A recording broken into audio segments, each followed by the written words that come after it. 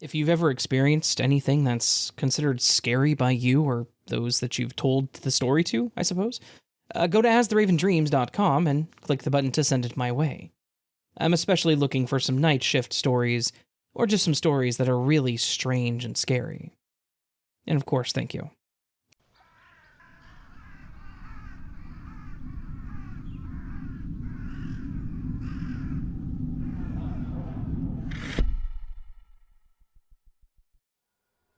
I have experienced numerous examples of the paranormal and or high strangeness throughout the years. But the events during the early hours of December 12th, 2021 represented a new watershed for me.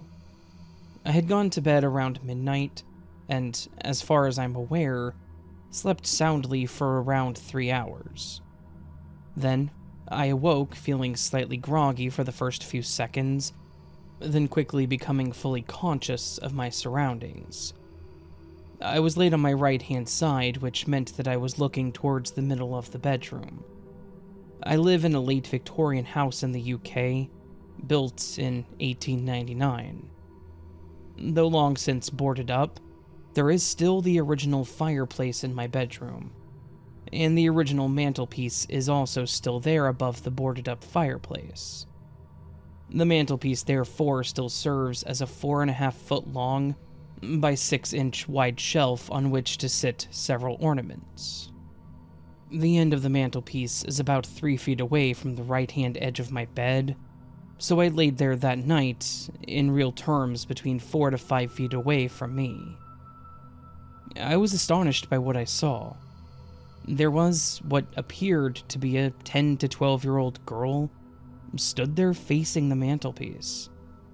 And she was close to the end of the mantelpiece that was nearest me. She was apparently fascinated by one of the ornaments in front of her, staring intently with her hands held up as high as her face. She was wiggling her fingers tentatively, as if tempted to touch the ornament, but not sure whether or not she should. But her weird, exceptionally long, bony fingers were just one minor feature compared to the other details that I registered as I watched her in silence for about 20 seconds. She was around 4 feet tall. She literally glowed like moonlight. She was sort of semi-transparent. I could discern some very faint pale pink and blue lines beneath her skin, which I guessed were veins. She wore a short, plain sleeveless dress, which appeared to be the same translucent moonlight gray color as her exposed limbs. She was skeletal thin. Her hair was darker than her body, mid-length, but very thin and stringy. I could clearly see her scalp showing and glowing through. She made no sound and there was no smell. I felt no threat whilst watching her. It was obvious that she was far more interested in the ornament than she was interested in me. But then the mood changed.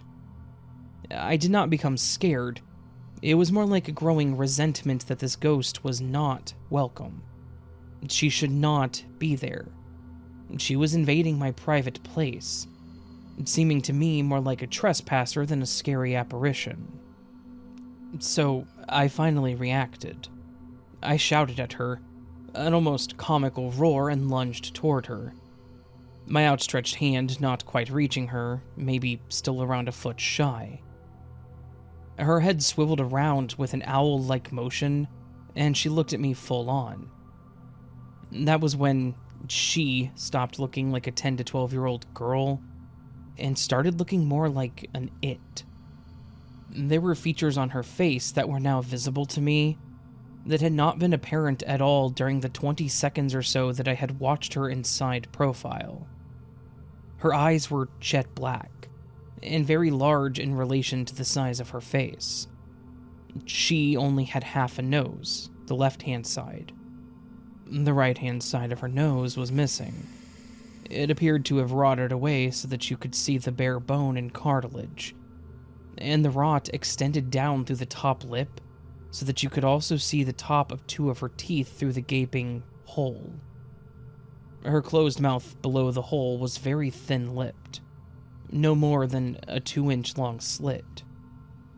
She stared at me for 2, maybe 3 seconds with no facial expression as such, but something about her eyes still somehow indicating surprise. Then, she disappeared in the blink of an eye. No slow fade, no floating away through the wall, just there 1 second and then gone the next. So there I lay for another few minutes. As I previously alluded to, I've seen plenty of weird stuff over the years, so I wasn't feeling scared or panicky. I was simply wondering who or what the hell it was that I had just observed. Where had she come from? Why had she appeared now? Why was she, or it, apparently transfixed by an ornament? Was it actually the first time that she had visited my bedroom? Or did she visit frequently, and this was just the first time I had awoken in time to observe her?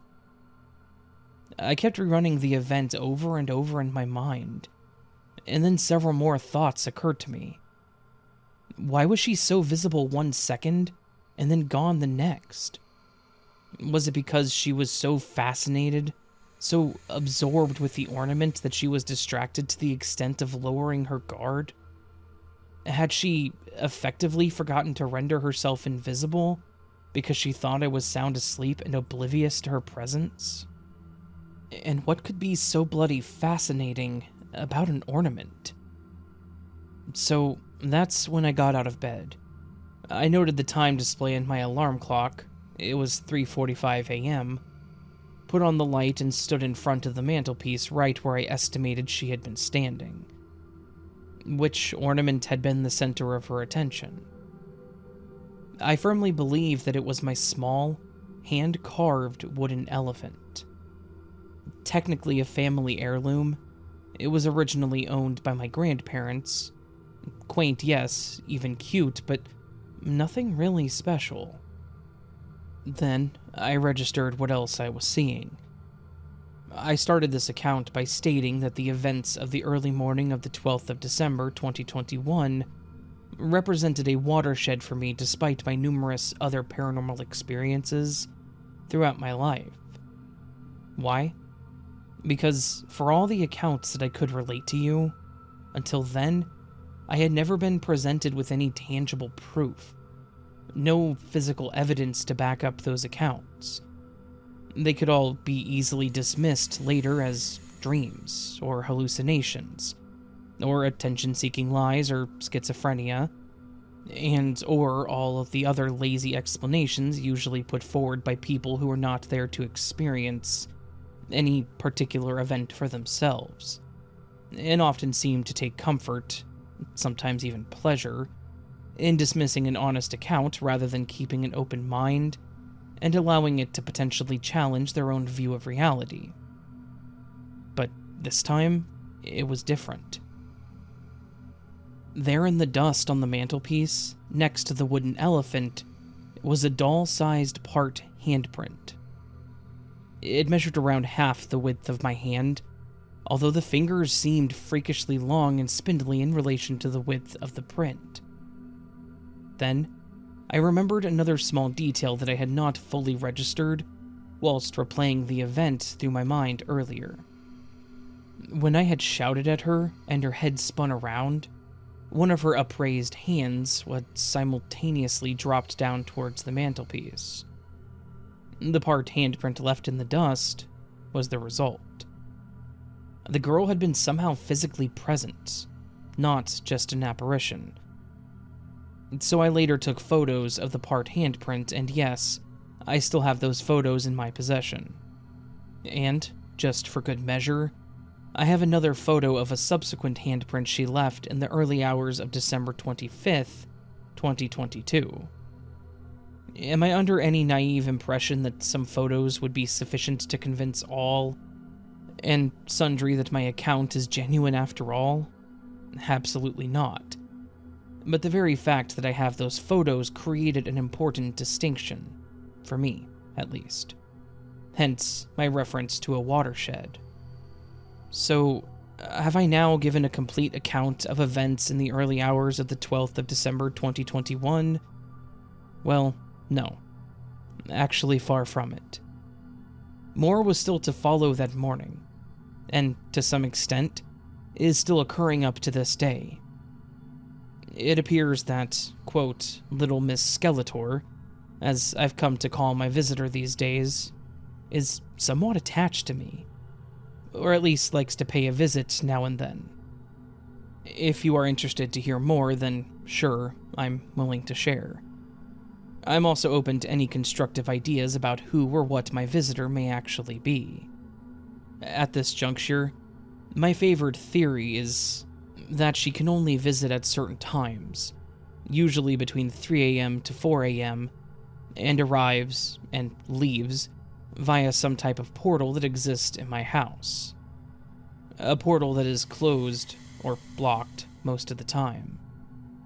My reason for formulating my portal theory are actually based on other paranormal / high strangeness events that I experienced long before 2021.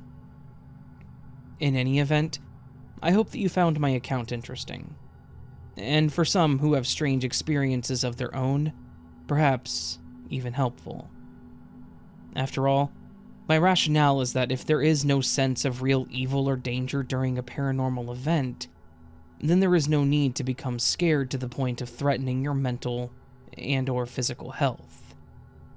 For instance, if Little Miss Skeletor actually wanted to harm me, it would not be that difficult whilst I slept. If she can leave a partial handprint, then in theory she could press down a pillow over my sleeping head, or get up to heaven knows what other mischief to my detriment. But she doesn't harm me, so I do not get all scared and/or worked up about her visits. I'm more inclined to think that she is actually just curious, or even just bored most of the time. It's just a shame that she doesn't share more secrets about wherever it is that she's from. Now, wouldn't that be interesting?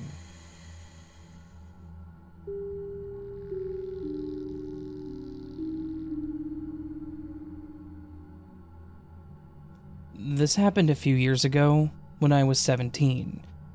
I was a senior in high school at this time. I was not on drugs, medication, or alcohol leading up to or during this experience. I went to bed late that night. Only my dream started, and I was on the ceiling looking at my sleeping body below. I saw a dark figure on the side of my bed. It was blacker than the pitch-black room, and seemed to be very hairy or furry. I don't know how to quite describe the appearance, just most of it was just a dark blob, but I know that it was hairy because it kept reaching over and touching my face. I felt it tickling my face, and my sleeping body would instinctively reach out and touch the spot that it had touched, and I could feel it. I could feel the tickling sensation, and I could feel my own hand brushing my face off. I did that for an unknown amount of time. Just reached out, messed with me, retreated, and repeated it for presumably hours. But eventually, it looked up at me. I could see its eyes and its mouth somehow. I don't recall there ever being a light that showed its face, but I could see that it was looking at me on the ceiling and it was smiling. It then focused back on my unconscious body and sprung onto the bed, its arms swinging wildly as it attacked me. I was dragged down from the ceiling back to my unconscious body and woke up. I was shaking all over, how I think a seizure would feel, as if I was vibrating. Of course, whenever I woke up, the entity was gone. It is important to note that I have a gray cat. He often sleeps with me, right on my chest or against my neck. That night, he was on the opposite side of the bed on the far corner. When the thing jumped onto the bed, I watched from position on the ceiling as the cat ran away. When I awoke, the cat was gone, which is out of the norm. It's not unheard of, but typically the cat wakes up when I would get up in the morning. I would post this elsewhere, but it's important to state that later in my waking life, I was out in a state park, way too late, around 4 a.m. I saw that entity across a clearing in another tree line. Again, I could see its face, and I knew that it was beaming at me with a smile.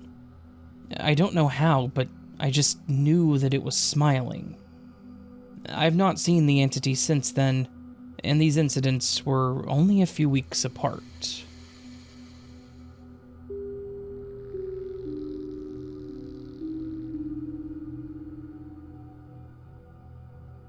This happened around 1988. I was still living in my hometown in Virginia and had just graduated college in 1986. I had a small group of friends that frequented the local dance club on the weekends, and we had decided to hang out at the apartment of a girl in our friend group that lived in the same apartment community as me. The girls all decided to participate in a Ouija board session and lit candles to set the mood. My boyfriend at the time also attended this impromptu late-night girl party, along with his longtime friend who was of German descent. But they ridiculed us and decided to sit on the couch and not participate. We took turns asking questions, and determined that any question was to be private that no one else would know the answer to. I thought about my question, and decided to ask of a particular gift that my grandmother had given me. In my mind, the answer was a white nightgown. Someone else had asked a question, and the board spelled out something that seemed to be in another language. My boyfriend's friend knew exactly what it was saying, because he said it was answering in German.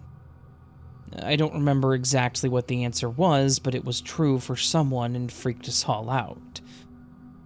When my turn came around, I asked my question, and immediately the board spelled out J-O-J-O. All the girls looked at me and asked what that meant, and at first I had no idea. But then, it suddenly occurred to me what it meant. My own mother had been given a toy as a child from her parents, my grandparents, that was like a jack-in-the-box. But it was very old, like from the 1940s. And it had a string that if you unwound it from a button on the front of the box, a clown popped out of the box.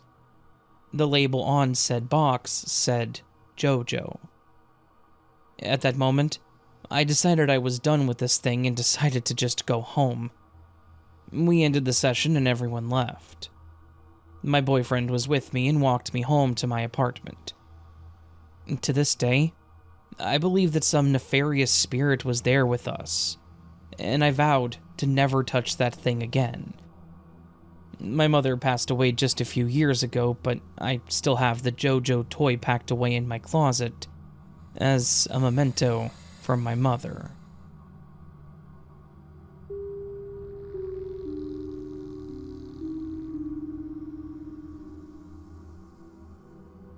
Hi, Raven. I've only been listening to your videos for about a week, but I wanted to tell you some of my strangest stories. I have quite a few, so you can pick your favorites. Also, my timeline may be skewed as these happened in my childhood.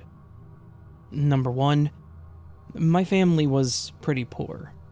So much so that we had to live in a tent for one summer. I only remember that it wasn't too far from my grandparents', but we were deep in the woods down a dirt road. It was a very late night, returning from a day elsewhere. As we were driving down a long dirt road, I was staring out the van window and up into the trees. As we drove to our tent, I noticed glaring red eyes lined up in the trees all the way down the road. Curious, I leaned to the other side to see if it was the same, and though the trees were farther from the road, the eyes were on the other side also. As a child, I used to call them the red-eyed monkeys, but still today I couldn't tell you what they really were. We don't live anywhere near where there would be monkeys of any kind. Number 2, at some point in my childhood, we lived on an old farmhouse with my aunt and cousins. This house was known for a lot of activity. There was a late night that I had woken up from my parents' bed to noises in the kitchen just down the stairs from our room. I had thought it was my grandma and aunt, as they had usually gotten up really early in the morning, so I went to investigate. As I went down the stairs, I noticed that 2 of the chairs had been pulled out, but no one was in them, which was unusual. So I thought maybe they moved to the living room where I couldn't see them. I continued my way down the stairs until a few steps from the bottom, when something I couldn't see grabbed my wrist and pulled me the rest of the way. As soon as my feet hit the kitchen floor, it let go and ran back to my parents. There are many more stories of this house, but this was mine. All of these next ones will be encounters with my aunt who had passed. Number 3, I had a favorite aunt, but who doesn't? She was the youngest of my dad's siblings, and we did everything together. When I was 8, she died in a car accident drunk driving. My grandma had her body cremated, and her ashes were put in a large pink metal urn. A Christmas after she passed, my other aunt, who worked at a ski resort, rented cottages for the family to stay in for a short time, like a mini vacation. In one of these cottages, my grandma put my aunt's urn in the fireplace and took a photo of the Christmas tree with it in the background. Sometime later, she was using the family computer at home to make Christmas cards using that photo. The only ones at the house were her, myself, and one of my cousins. My cousin and I were fairly young, maybe 10 or so. We didn't really know much about using a computer, let alone the Word program. My grandma had taken a small break to use the bathroom, and my cousin and I never left the couch. We were too into our cartoon show. When she'd come back to finish and print the cards, she asked us if we had touched the computer at all. Of course, we hadn't. We never moved from our spot. She might have been skeptical at first because she called us over to look at the screen. On the computer was her Christmas card with the original photo of the tree and the urn, but on top was a sort of ghost image of my aunt who had passed, with almost angel wings behind her, barely visible. And a small chat bubble was also now in the photo that read, "I love and miss you all."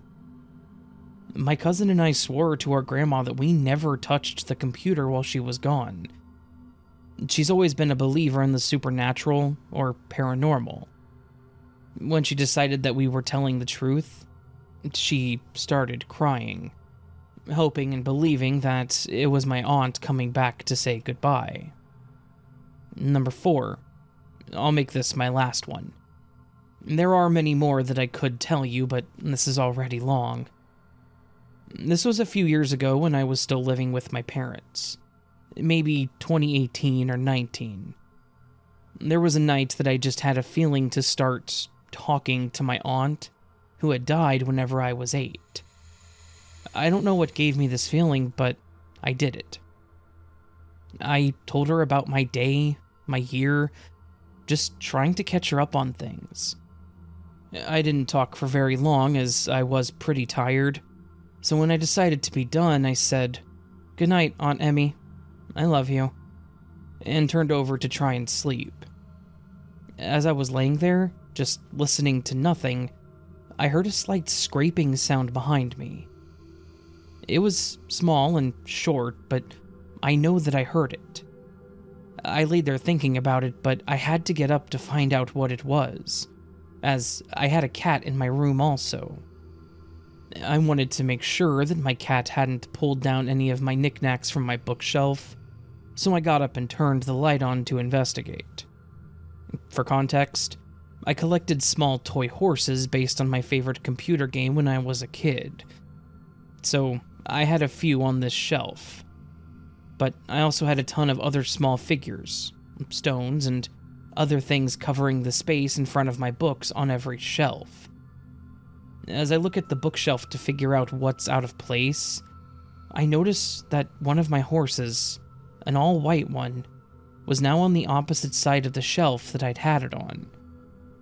I know for a fact that I had put it on the other end for balance, since I had a black one opposite of it.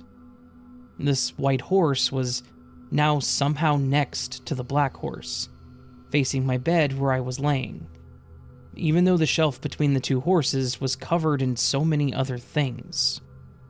It was not physically possible to slide the horse from one side to the other without shoving everything else onto the floor. I still think about this, and I still have no explanation for it. I hope that you like these stories, and maybe one will be told in your video. They all will.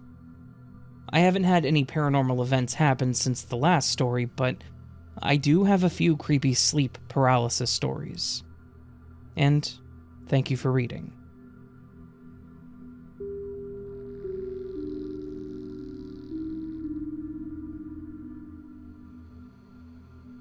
I tried to condense this as much as possible, but it spans most of my life.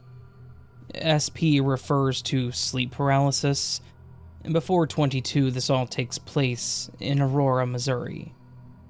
So, I have SP, undiagnosed. But one of my first memories I have is waking up in my bed, probably at the age of 10, and not being able to move, but seeing a very tall, dark, gray being resembling what most people would call an alien. It was hiding in the corner of my room. I remember not feeling scared, but was more so startled that something was in my space. About 4 years later, we moved to this very old Victorian house, one of the first built in the city. Sometimes in the summer, I would play video games in the basement to escape the heat. And right above where my TV would sit, there was a hole in the wall leading to the crawl space under the house that was pitch black and very ominous. While down there one day, I went into a sort of trance. And when I came to, I was still sitting where I was, but staring blankly into the dark hole for an unknown amount of time. This house was so old that it had 2 sets of stairs. One for the people living there, and the other for the servants.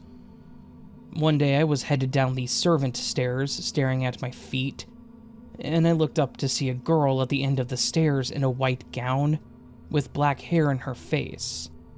Almost exactly like in the movie The Ring. Another time I was home alone and I heard something upstairs run from one room to the other, and it was so loud that my dog stood up and looked at me. I did go upstairs to check every room, but found nothing. Then, no issues for years, that I remember. And then fast forward to about the age of 22. The sleep paralysis is worse than ever, and at this point, I cannot sleep without having the feeling that something is watching me. It's interesting to note that when I would go somewhere very far, like being deployed to other countries, I would be okay for about a month, and it would start again almost like it took a while to find and travel to me. Then I started seeing things while not being asleep. At one point, I can't remember if I had fallen asleep or if I was in the process, but I looked up and saw the same girl as before from the Victorian house on my ceiling, right above my bed. And I jumped up to turn on the light, and it was gone. After that incident, I've never slept without a light on ever again, although it didn't really help. At the beginning of 2021, 27 at the time, I would try to fight my body to try to get it to move during sleep paralysis more and more. After fighting it so much, I would start waking up without being able to move, but I also hear a loud ringing in my ears, and feel extra dazy, almost like being hit by a stun grenade. I also started hearing noises of something being moved or manipulated, like someone touching or moving things. Some things would fall randomly, but not very often. I also bought a townhome and have always heard loud walking and scratching in my upstairs crawl space while completely awake. My girlfriend also hears it and refuses to sleep upstairs when it happens. I went to check when she begged me to look in the middle of the night, and there was nothing there. Not even a place an animal could get in. I also had an incident where my girlfriend was crying downstairs in the dark while visiting me. Her dog had run away back home, and she looked up to see what appeared to be me standing there by the stairs, shrouded in darkness. Not being able to see the front of the form due to the dark, she called out to it thinking that it was me. There was no response, and when she wiped her tears to look back, it was gone. The OP has added an edit. I forgot to mention my neighbor that I share a wall with at my townhome has also stated that ever since I moved in, her bedroom and hallway light turns on and off by themselves throughout the night. It all happens less frequently now, but I still never sleep in the dark. I also have never felt rested and thought I had sleep apnea for the longest time, but was tested and found not to have it. Any thoughts would be greatly appreciated.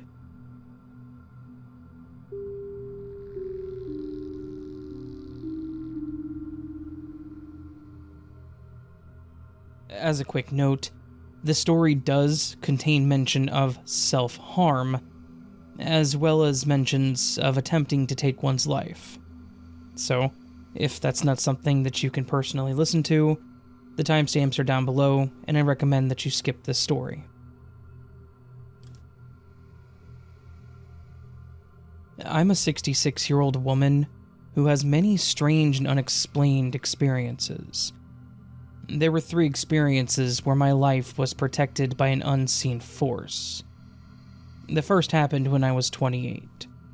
I was home alone, my roommate was gone for the weekend. I was despondent, depressed at the time, yet I do not remember what had brought me to this state of despair. Anyway, I took out one of my cutlery knives and was poised to cut my wrists in the dining room. All of a sudden, the knife forcefully flung out of my hand and slid to the far end of the kitchen. My hand was in a downward position. It would have been impossible for me to throw the knife that far.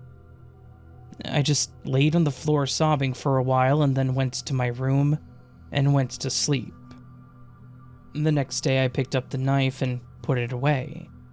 I no longer desired to do what I had almost done. The second time, I had worked a very long and exhausting double shift at the hospital. I was a phlebotomist, and it had been a grueling busy 2 shifts.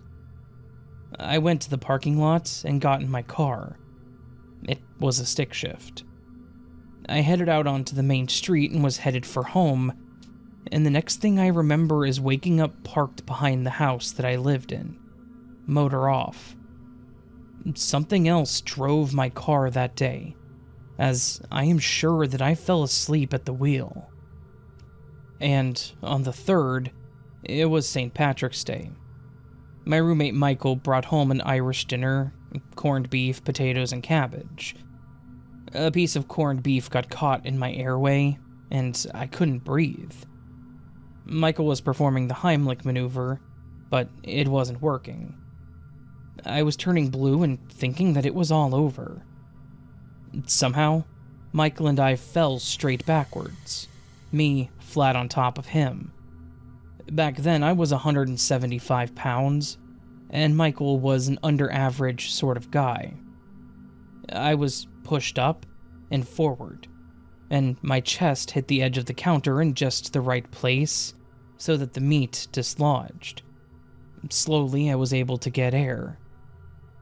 Michael and I looked at each other, and he said, I didn't do that. What did that? Absolutely glad to be alive, I said, well, someone up there likes me today. I will never forget these events, and am extremely grateful for whatever energy was behind saving me. It proves to me that there are forces here helping us. And thank you for letting me share.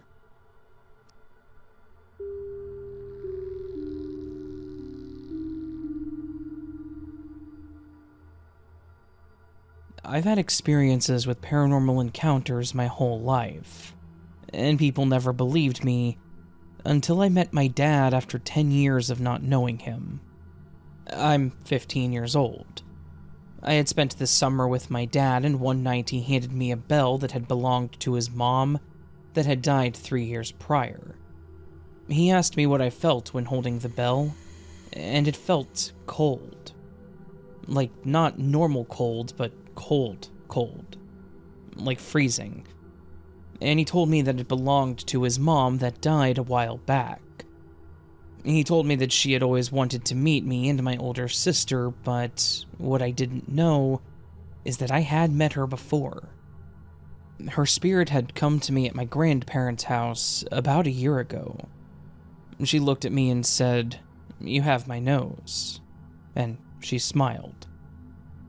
I told my dad about it, and he was shocked and asked what she looked like. I told him reddish-brown hair and green-blue eyes, and that she was about 5'1", my height. He just stood there staring at me. He let me keep the bell after he realized it was meant for me, and when I was 11, I had a friend named Bella Grace who would sit in my closet and bring me clean-cut sandwiches. It turns out she was an entity, or spirit, and has been following me throughout my life to this day. I can also feel people's emotions, in a way. I can feel when people are upset, and my dad also knows about that too because he'd come home from work, and when he walked in, I started crying because I got a big wave of anxiety and anger from him. He hugged me and asked why I was crying, and I asked him, "What did she say? It was bad, wasn't it?" I was talking about his girlfriend that is complicated. And he said, "How did you know about that?" And then I told him everything. I know most people question me, but that's okay. I still sense and see things around me, and I just choose not to say anything to people.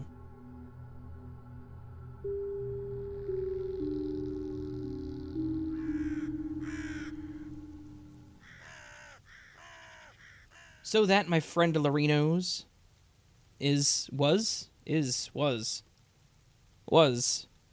we're done. It was a collection of some more creepy paranormal stories, chilling paranormal stories, as I like to put in the thumbnail, because I did a video with some of these stories, and somebody pointed out that they weren't creepy, so now I feel like I shouldn't use the word creepy or scary, because apparently sometimes the stories aren't creepy or scary. Fun fact. Yeah, that happens. Anyways, I don't think those of you who listen to my content, frequently or consistently really care what adjective the thumbnail shows. To be honest with you, I would bet that most of you probably don't really see the thumbnail except for like, oh, it's paranormal stories, I want those, or oh, it's crazy X stories, or unexplained stories, or whatever. You don't...